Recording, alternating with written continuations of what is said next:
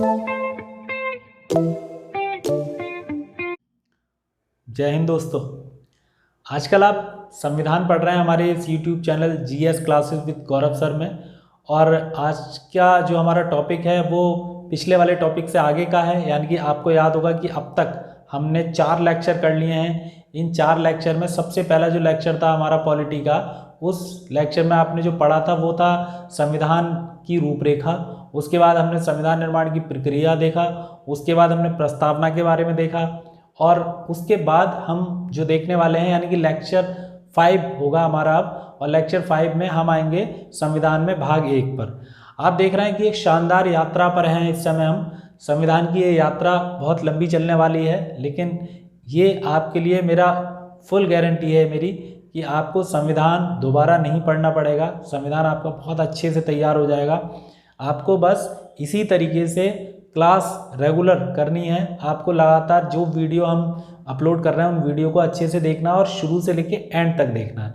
तो आज हम बात करने वाले हैं संविधान के भाग 1 की, यानी कि प्रस्तावना के जस्ट अगला वाला जब पेज खोलते हैं हम तो हमारे सामने आता है भाग 1।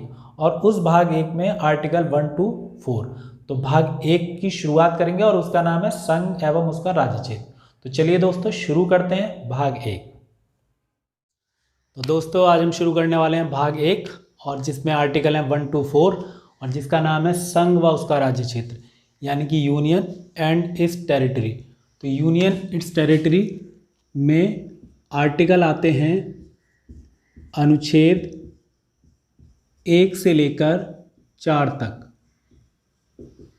और सबसे पहला आर्टिकल जो हमारा है अनुच्छेद 1 मोस्ट इम्पोर्टेंट है, इसलिए भी कि संविधान का पहला आर्टिकल है। अब पहला आर्टिकल होने के नाते एक शगुन के तौर पे ही सही, और वैसे भी कई बार इससे क्वेश्चन भी आया हुआ है, वनडे एग्जाम में भी आया है और सिविल सर्विस में भी आया है। और क्वेश्चंस बनते हैं इससे 2। पहला क्वेश्चन तो ये बनता है कि भारत कितने नामों से जाना जाता है। तो ये पहला आर्टिकल पढ़ लेते हैं एक बार। ये लिखा है भारत अर्थात इंडिया, भारत अर्थात इंडिया राज्यों का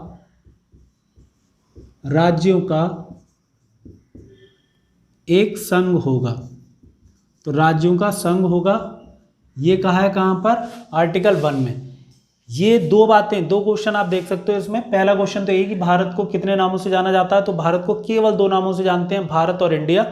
इसके अलावा ना हिंदुस्तान, ना ही जम्बूद्वीप, ना आर्यावर्त, ना सोने की चिड़िया, जितने नाम आप सुनते आए हैं उनमें से कोई नाम नहीं। सिर्फ संविधान के अनुसार सिर्फ 2 ही नाम है। और ये आपका क्वेश्चन भी है, ऑप्शन भी ऐसे ही होंगे बिल्कुल। और इसके अलावा दूसरा क्वेश्चन है कि भारत राज्यों का है एक, और फिर डैश लगा के फिर ऑप्शन दिए होंगे और उसमें पूछा जाएगा परिसंघ है या एकात्मक है या कोई और ऑप्शन हो सकते हैं। आपको याद रखना है राज्यों का संघ है। ठीक है, तो 2 क्वेश्चन बन गए हमारे इस आर्टिकल 1 में। अब बात कर लेते हैं थोड़ा सा यूपीएससी लेवल की। तो आपसे पूछा जाए कि आखिर ये राज्यों का संघ ही क्यों डाला गया है। तो इससे रिलेटेड एक घटना है, जब संविधान सभा का सत्र चल रहा था, संविधान सभा की जब बैठकें हो रही थी, तो अंबेडकर साहब ने इसके बारे में कहा था कि राज्यों का संघ जो लाइन है वो जानबूझ के डाली गई है। और वो लाइन ये इंगित करती है, उसका इंटेंशन ये है कि भारत जो है वो अमिट संघ है, यानी कि मिटने वाले राज्यों का अमिट संघ। यानी कि राज्यों को तोड़ा जा सकता है, उनका नाम बदला जा सकता है, लेकिन राज्यों को अलग होने का अधिकार नहीं है, पहली चीज। और दूसरी चीज ये कि भारत संघ जो है वो राज्यों के समझौते का परिणाम नहीं है, जबकि अमेरिका इससे बिल्कुल अलग है। अमेरिका राज्यों के समझौते का परिणाम है और साथ ही साथ संघ को, यानी कि वहाँ की यूनियन को या सेंटर को बिल्कुल भी ये परमिशन नहीं है कि वहाँ के राज्यों को तोड़ा मड़ोड़ा जा सके या उन राज्यों की सीमाओं में परिवर्तन किया जा सके। लेकिन हमारे यहाँ ऐसा है, हमारे यहाँ संघ या केंद्र ऐसा कर सकता है। तो इसलिए उन्होंने कहा कि राज्यों का संघ ये शब्द जानबूझ के प्रयोग किया गया है। ठीक है, तो बहुत महत्वपूर्ण है आर्टिकल 1। अब आर्टिकल 2 पे आते हैं। आर्टिकल 2 कहता है, अनुच्छेद 2 कहता है कि संसद, देखो मैं आपको बोल के पूरा सुना रहा हूं, शॉर्ट में लिख रहे हैं थोड़ा सा।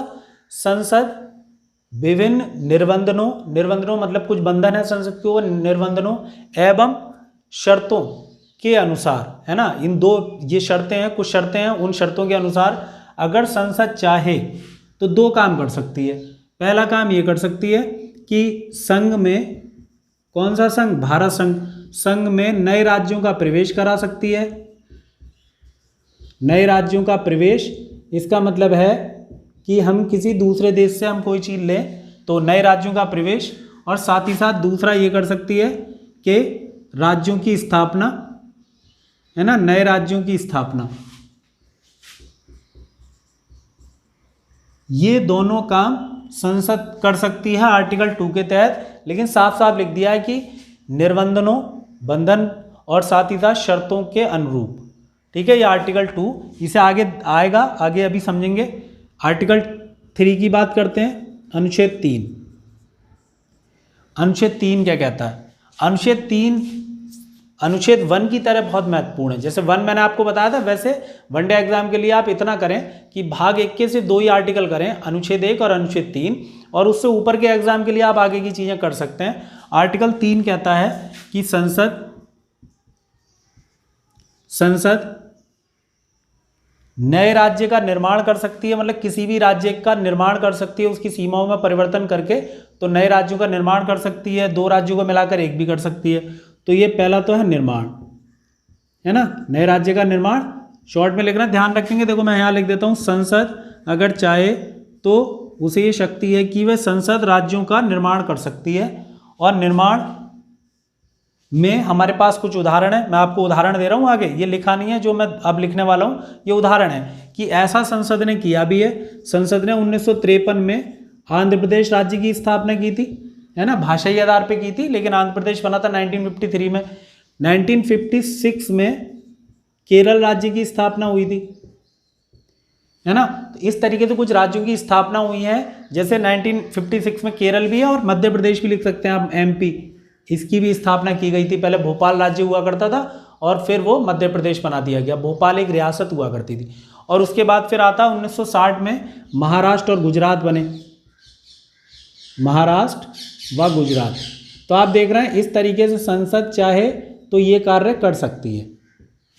ठीक है, इसी तरीके से देखिए अगला, आगे संसद अगर चाहे तो विलय कर सकती है ना, किसी राज्य का किसी राज्य में विलय कर सकती है। इसका भी हमारे पास उदाहरण है, जैसे एक रियासत हुआ करती थी जिसका नाम था बिलासपुर, है ना, हिमाचल प्रदेश की तरफ, यानी कि जहाँ हिमाचल प्रदेश है वहाँ पर, और एक थी कांगड़ा, हिमाचल प्रदेश में कांगड़ा एक रियासत थी, एक थी बिलासपुर, इन्हें मिला दिया गया। आप ऐसे कह सकते हैं कि बिलासपुर को हिमाचल प्रदेश में विलय कर दिया गया। तो 1971 की बात है जब बिलासपुर का विलय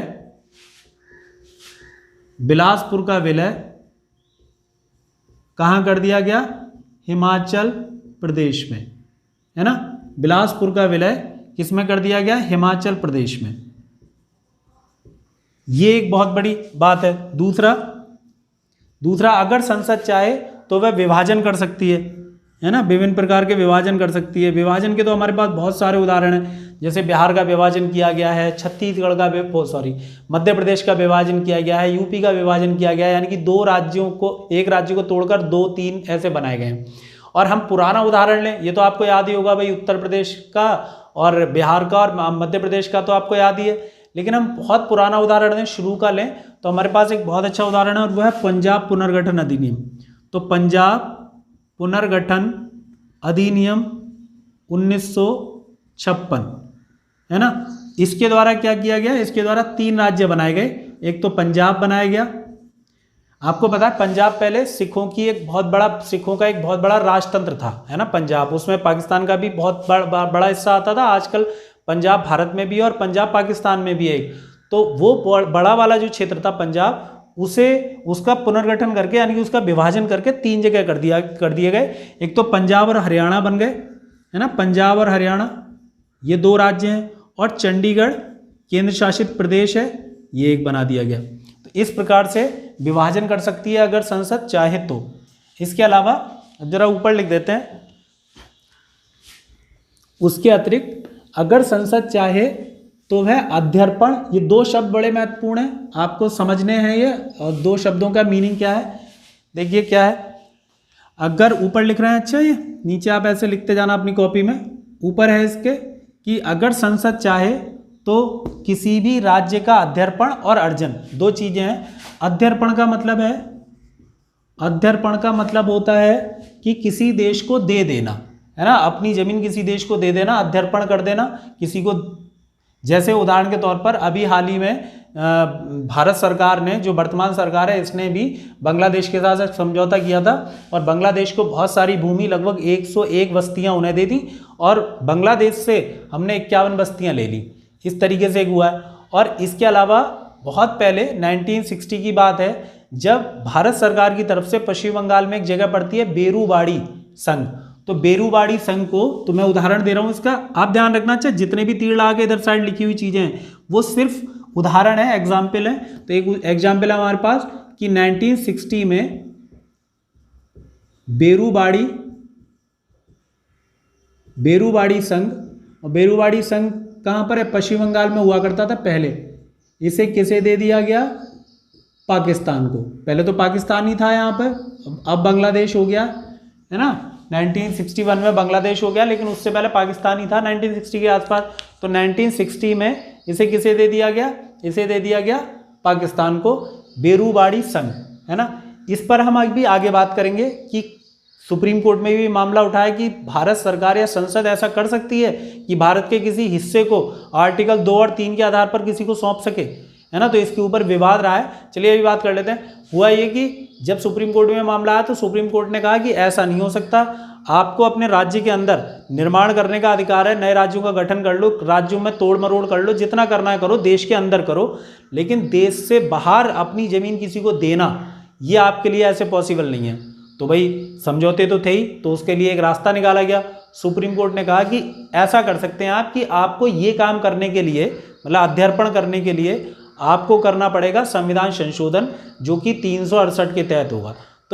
तो अब आपको ध्यान रखना है कि यदि हम दूसरे देश से कोई ज़मीन लेते हैं या हम अपने देश की कोई ज़मीन देते हैं, तो ये लेन देन कैसे हो सकता है? सिर्फ और सिर्फ संविधान संशोधन करके। और संविधान संशोधन कौन सा? 368 के अनुसार। अगर आपको समझ में नहीं आया तो आप धैर्य रखिए, आपको धीरे धीरे जैसे जैसे आर्टिकल आएंगे आगे समझ में आ जाएगा, बहुत आसान है। 368 भाग 20 में आता है, जिसका मतलब है संविधान संशोधन की प्रक्रिया। तो संविधान में परिवर्तन करके ही आप अपने देश की कोई जमीन सौंप सकते हैं या दूसरे देश से ले सकते हैं। तो ये किया गया अध्यर्पण की वजह से। ऐसे ही देखो, इससे मिलता जुलता शब्द है जिसका नाम है अर्जन। अगला, अर्जन का मतलब है कि किसी से ले लेना, अध्यर्पण का मतलब है दे देना और अर्जन का मतलब है ले लेना। तो इसका भी एक उदाहरण है हमारे पास, और वो उदाहरण है कि हमने सिक्किम 1975 की बात है, जब सिक्किम को हमने क्या कर लिया? अर्जन कर लिया। सिक्किम एक अलग देश हुआ करता था किसी ज़माने में, और सिक्किम के लोगों ने ये फैसला किया, वहाँ पे वोटिंग कराई गई और सिक्किम के लोगों ने फैसला किया कि वो भारत में रहना चाहते हैं या भारत में शामिल होना चाहते हैं। तो इस तरीके से सिक्किम को भारत का 21वां राज्य बना लिया गया और सिक्किम इस तरीके से भारत का राज्य बन गया। 36वें संविधान संशोधन के द्वारा हुआ है ये। 36वां संविधान संशोधन हुआ था 1975 में। तो 1975 की बात है जब सिक्किम भारत का अभिन्न अंग बना। तो सिक्किम भारत का अभिन्न अंग बना, इस प्रकार अर्जन हो गया। ये दोनों ही काम जो किए गए हैं, है ना, इस बात को ध्यान रखेंगे। देखो, दोनों ही काम जो किए गए हैं वो संविधान संशोधन के द्वारा किए गए हैं। ये वाला जो काम किया गया है ना, पाकिस्तान को सौंपा गया, ये तो किया गया नवें संविधान संशोधन के द्वारा। नवा संविधान संशोधन हुआ था 1960 में, ठीक है। 1960 में नवें संविधान संशोधन के द्वारा ये काम हुआ, और ये काम हुआ है कब? 36वें संविधान संशोधन के द्वारा। 36वें संविधान संशोधन, और ये कब है? 1975। इस तरीके से भारत सरकार या संसद ने ये दोनों अध्यर्पण और अर्जन कैसे किए हैं? संविधान संशोधन। और देखो, और किसी में जरूरत नहीं है संविधान संशोधन करने की। आपको तेलंगाना बनाना है, बना लीजिए। आपको झारखंड बनाना है, बन गया। उत्तराखंड बनाना है, बन गया। कोई और नया राज्य बनाना है, बना लो। लेकिन उन राज्यों के लिए आपको क्या नहीं करना है? कोई संविधान संशोधन नहीं करना है ना। लेकिन इसके लिए आपको क्या करना पड़ेगा? इन दोनों के लिए संविधान संशोधन अपनाना पड़ेगा। ये आर्टिकल 2 और 3 में नहीं है, उसके बावजूद भी सुप्रीम कोर्ट के आदेश की वजह से है। तो इतनी बात याद रखनी है। फिर अगला है नाम परिवर्तन। नाम परिवर्तन कि अगर संसद चाहे तो किसी राज्य के नाम में परिवर्तन कर सकती है। और इसका भी देखो हमारे पास उदाहरण है, और इसका उदाहरण है कि एक तो मद्रास जो हुआ करता था पहले, मद्रास का नाम तमिलनाडु कर दिया गया, है ना, तमिलनाडु जानते हैं आप। और ऐसे ही मैसूर हुआ करता था, तो मैसूर का नाम बदल के कर दिया गया कर्नाटका। इस तरीके से इन दो का नाम भी क्या किया गया है, चेंज किया गया है। तो कर्नाटक का नाम और साथ ही साथ तमिलनाडु का नाम 1968 में, यानी कि मद्रास का नाम तमिलनाडु किया गया 1968 में, और उसके बाद फिर मैसूर का नाम कर्नाटक किया गया कब, 1973 में। इस तरीके से ये चीज़ें की जा सकती हैं, यानी कि ये संसद क्या क्या कर सकती है, निर्माण कर सकती है, विलय कर सकती है, विभाजन कर सकती है, अध्यर्पण कर सकती है, अर्जन कर सकती है, नाम परिवर्तन कर सकती है। और ये सब कहाँ लिखा हुआ है, आर्टिकल 3 में। तो आर्टिकल 3 बहुत महत्वपूर्ण है, आपसे बहुत आसान से क्वेश्चन होंगे। जैसे उदाहरण के तौर पर आपसे पूछा जाएगा कि तेलंगाना जो किसी समय में भारत का 29वां राज्य बना था, वो किस आर्टिकल के अंतर्गत बनाया गया, तो आप कहेंगे कौन सा आर्टिकल है, आर्टिकल 3। ठीक है, अब आगे बढ़ते हैं आर्टिकल 4 पे। अनुच्छेद 4 क्या कहता है।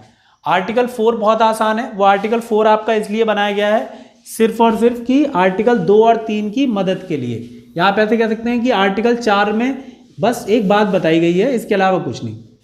एक छोटी सी बात और थी कि वैसे ही वनडे एग्जाम में तो नहीं आती, लेकिन सिविल सर्विस में वो पूछा जा सकता है कि आर्टिकल 3 जो अभी आपने देखा, ये अभी अनुच्छेद 3 देखा आपने।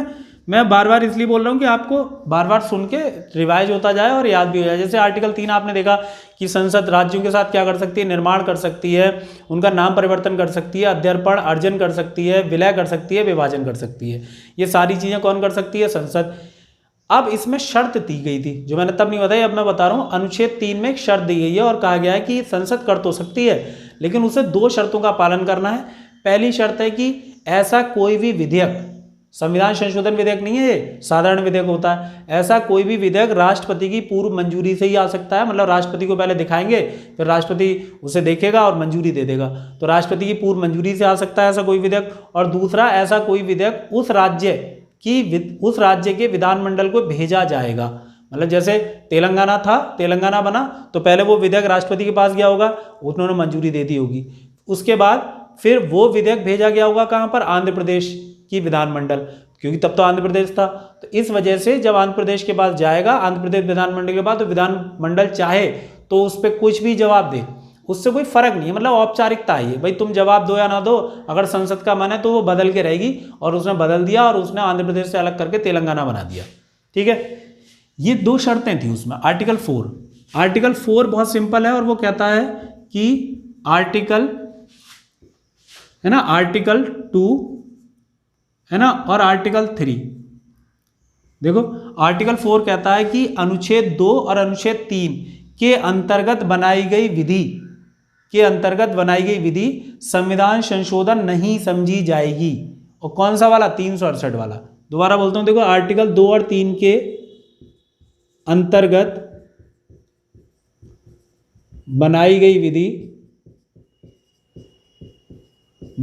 विधि आर्टिकल 368 के अंतर्गत संविधान संशोधन नहीं समझी जाएगी। यानी कि संविधान संशोधन नहीं माना जाएगा, जो अभी मैं कह रहा था आपसे, नहीं समझा जाएगा, है ना, बस। लेकिन यही होता है ना, किंतु परंतु भी बहुत होते हैं।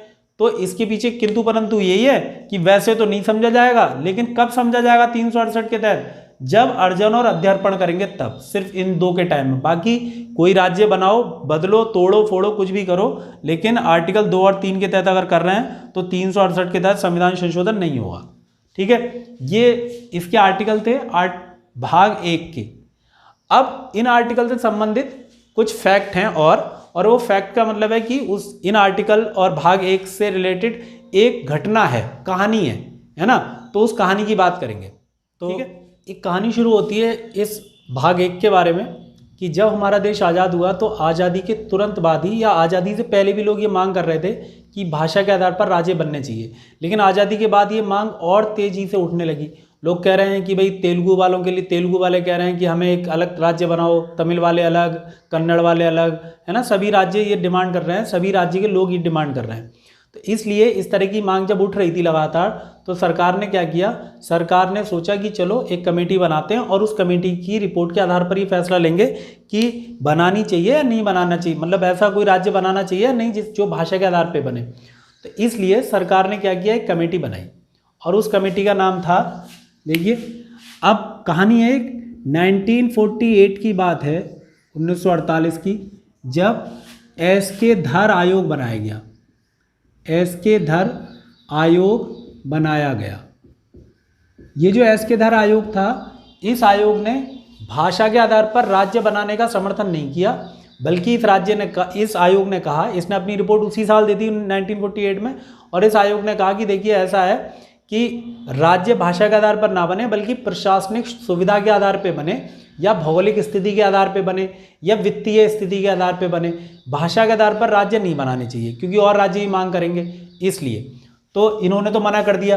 अब इनकी जो रिपोर्ट आई, इस रिपोर्ट पर विचार करने के लिए, इसका विरोध हुआ बहुत ज़्यादा, इसलिए इसकी रिपोर्ट पर विचार करने के लिए इसी साल 1948 में ही एक और कमेटी बनी, है ना।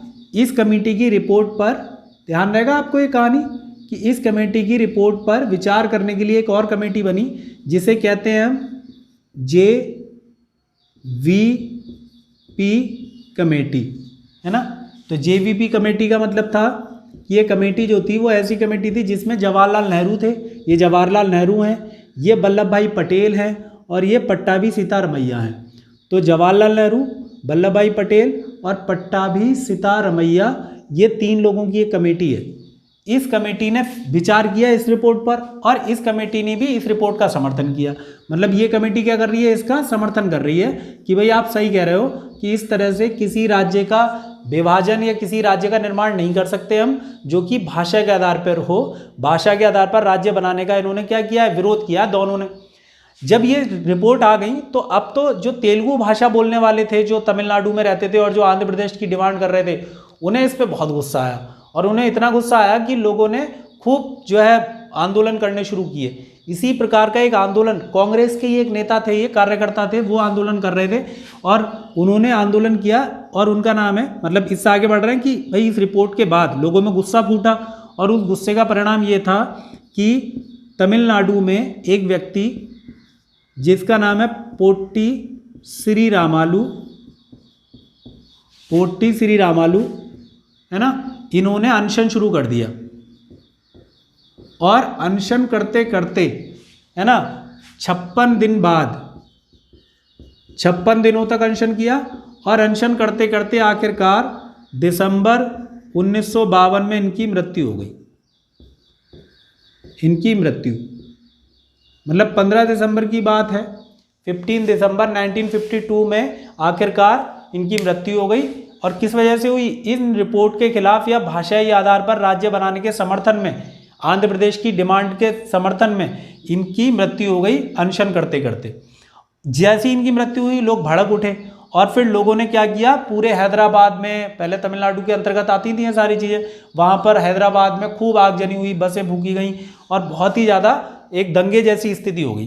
तो आखिरकार सरकार को मजबूरी में ये करना पड़ा कि 1 अक्टूबर, मतलब ये मजबूरी में कर रही है सरकार, 1 अक्टूबर 1953 को आखिरकार आंध्र प्रदेश बना दिया गया। और आंध्र प्रदेश कैसे, मतलब आंध्र प्रदेश क्यों बनाया, क्योंकि सारे लोग डिमांड कर रहे हैं कि तेलुगु भाषा बोलने वालों के लिए तमिलनाडु से अलग एक राज्य बना दिया जाए और उस राज्य का नाम आंध्र प्रदेश होगा। तो इस तरीके से 1 अक्टूबर 1953 को आंध्र प्रदेश बना। अब ये क्वेश्चन है कि भाषाई आधार पर बनने वाला पहला राज्य कौन सा है, तो आंध्र प्रदेश है। कब है, 1953 में। तो ये अभी कानून नहीं आया है, कानून आने से पहले ही क्या बन गया, वो आंध्र प्रदेश राज्य बन गया। किस आधार पर, भाषाई आधार पर। अब जैसे ही ये बना, पता चला कि और राज्य खूब डिमांड करने लगे। जैसे मराठी वाले डिमांड कर रहे थे, क्योंकि पहले जो महाराष्ट्र था, जो गुजरात था, वो बम्बई में आता था और बम्बई में जो लोग थे, मतलब बड़ा प्रदेश था बम्बई, बहुत बड़ी उस समय प्रेसिडेंसी थी। तो बम्बई में जो लोग थे उन्होंने कहा भाई गुजराती वाले कह रहे थे गुजरात दे दो, मराठी वाले कह रहे थे मराठी बनाओ हमारा। ऐसे ही जो मैसूर के अंतर्गत आता था, अभी मैसूर मैंने आपको बताया था, मैसूर के अंतर्गत जो आता था उसमें कन्नड़ वाले कह रहे थे हमें कर्नाटक दे दो, और जो मलयालम वाले थे वो केरल के लिए डिमांड कर रहे थे। तो हर राज्य में ये मांग उठ रही है कि भाषा के आधार पर उनका राज्य अलग कर दो। इस वजह से सरकार ने क्या किया, सरकार ने अब एक आयोग फिर बनाया। सरकार ने कहा कि भाई इन सारे राज्यों की डिमांड को पूरा कैसे किया जाए, इसके लिए उन्होंने इस पर विचार करने के लिए एक आयोग बनाया और उस आयोग का नाम है राज्य भाषाई आधार पर राज्यों का पुनर्गठन आयोग, या फजल अली की अध्यक्षता में बना है वो, तो इसीलिए आप कह सकते हैं कि फजल अली की अध्यक्षता में बनने वाले आयोग को फजल अली आयोग भी कह सकते हैं, भाषाई आयोग कह सकते हैं। तो देखो इसी साल की बात है, 1953 में फजल अली की अध्यक्षता में, फजल अली की अध्यक्षता में एक आयोग बना, है ना। और इस आयोग में कई सारे नाम हैं, जैसे इसे आप पहले तो कह दो अध्यक्षता में क्या बना था, राज्य पुनर्गठन आयोग, ये आयोग बना। और इस आयोग में फजल अली के साथ एक तो ये व्यक्ति हो गए, इसके अलावा एक व्यक्ति है जिनका नाम है हृदय नाथ कुंजरू, हृदयनाथ कुंजरू एक व्यक्ति हैं, और एक और व्यक्ति थे जिनका नाम था के.एम. पन्नीकर। तो के.एम. पन्नीकर एक व्यक्ति है ना। इसका मतलब 3 लोग हैं इसमें, फजल अली, हृदयनाथ कुंजरू, के.एम. पन्नीकर, इन 3 लोगों से बना है क्या, ये राज्य पुनर्गठन आयोग। और इस आयोग ने फिर अपनी रिपोर्ट दी, इस आयोग ने 1955 में अपनी रिपोर्ट पेश की, है ना। और इस रिपोर्ट में कहा गया कि भाई भाषा के आधार पर राज्य बनने चाहिए। तो भाषा के आधार पर राज्य बनाने की जो रिपोर्ट दी थी एक तरीके से, वो किसने दी, पहली बार राज्य पुनर्गठन आयोग ने, जिसके अध्यक्ष फजल अली थे। ये बहुत बार आया है, बहुत महत्वपूर्ण है, वनडे एग्जाम में, टेट वगैरह सबके लिए महत्वपूर्ण है, इतनी बात। आप इनके जो सदस्य हैं वो बड़े एग्जाम के लिए कर सकते हैं। तो 1955 में रिपोर्ट आई और इस रिपोर्ट के आधार पर अब एक कानून बनेगा और उस कानून का नाम होगा, देखो आगे कानून बनेगा कि भाषाई आधार पर राज्य पुनर्गठन अधिनियम। तो राज्य पुनर्गठन अधिनियम बना, है ना, 1956। दरअसल ये राज्य पुनर्गठन अधिनियम जो 1956 है, ये अधिनियम आया है एक संविधान संशोधन करके, और वो संविधान संशोधन कौन सा है, वो है 7वां संविधान संशोधन। तो 7वां संविधान संशोधन किया गया और 7वां संविधान संशोधन करके अब आप सवाल करेंगे आखिर संविधान संशोधन क्यों करा, है ना। तो संविधान संशोधन इसलिए करना पड़ा क्योंकि संविधान में चेंज करना पड़ रहा था बहुत बड़ा, है ना। संविधान में चेंज ये करना पड़ रहा था कि एक भाग हुआ करता था पहले, जो अब नहीं है, वो है भाग 7, और भाग 7 में 4 वर्ग हुआ करते थे राज्यों के। जैसे आजकल कोई वर्ग नहीं है, आजकल क्या कहते हैं, राज्य हैं और केंद्र शासित प्रदेश हैं, बस 2 ही। यानी कि इस समय वर्तमान में 28 राज्य और 9 केंद्र शासित प्रदेश हैं वर्तमान में। लेकिन उस समय मतलब 1956 के टाइम में 4 वर्ग हुआ करते थे। पहला था भाग का, यानी कि 4 भाग थे। भाग का में जो थे वो राज्य हुआ करते थे जिन पर गवर्नर का शासन था पहले, है ना। जैसे बंगाल हो गया, बम्बई हो गया, मद्रास हो गया, इस तरीके से ये आपका संयुक्त प्रांत जिसे आज यूपी कहते हैं, ये हो गया। ये सब थे किसमें, भाग का में। भाग खा में ऐसे राज्य थे जहां पर शाही लोग थे। शाही का मतलब जहां पे जैसे हैदराबाद रियासत हो गई, है ना, और रियासतें हो गई, वो सारी, जम्मू कश्मीर रियासत हो गई, इस तरह की रियासत, भोपाल रियासत, ये जूनागढ़ रियासत, ये रियासतें थी कहाँ पर, भाग खा में। भाग गा में वो राज्य हुआ करते थे जिनमें आयुक्त होते थे। आयुक्त जैसे दिल्ली भाग गा में था, है ना, अजमेर, कुर्ग, ये कहाँ पे थे, भाग गा में। और भाग घा जो था यानी कि डी, देखो ABCD बता रहा हूं मैं, part A, part B, part C, part D. Part D में सिर्फ एक ही राज्य था केंद्र शासित प्रदेश, जो था अंडमान निकोबार। आप सोचिए कि 1956 से पहले अगर कोई आपसे पूछ ले, बड़ा महत्वपूर्ण क्वेश्चन, आप पूछ के देखना अपने आसपास, बहुत कम जानकारी होगी इस बारे में लोगों को, कि 1956 से पहले कितने केंद्र शासित प्रदेश थे, तो आप कहेंगे 1, और वो कौन सा था, अंडमान निकोबार द्वीप, जो कि पार्ट 4 में आता था, यानी कि पार्ट डी में आता था। तो वो सब खत्म कर दिया। कब कर दिया खत्म, ये खत्म कर दिया 1956 के इस राज्य पुनर्गठन अधिनियम के द्वारा।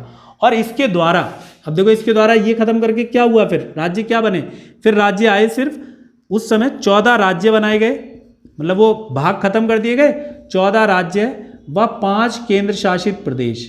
आपसे ऐसी भी क्वेश्चन हो सकता है कि प्रारंभ में कितने केंद्र शासित प्रदेश थे, तो सबसे पहले तो वो एक मैंने बताया, लेकिन 1956 के बाद से कितने हो गए? 5। तो 5 केंद्र शासित प्रदेश और 14 राज्य थे 1956 से 1957 इस टाइम पे। ठीक है, तो आपको ध्यान रखेंगे, ये पूरी कहानी थी आपकी, है ना। इस तरीके से राज्यों का निर्माण, और तब से लेके अब तक क्या हो रहा है? राज्यों का निर्माण चल रहा है। भाई 14 राज्य हुआ करते थे, 5 केंद्र शासित थे, जबकि वर्तमान में क्या बदल गया? अब ये कब थे? 1956 में, और वर्तमान में हम क्या बोलेंगे? वर्तमान में क्या हो गया है? ये बात सभी लोग याद कर लें, छोटे से छोटे एग्जाम में पूछा जाती हैं चीज़ें, कितने राज्य हैं, कितने केंद्र शासित प्रदेश हैं। बहुत आसान है ये बात कि वर्तमान में 28 राज्य हैं, है ना, और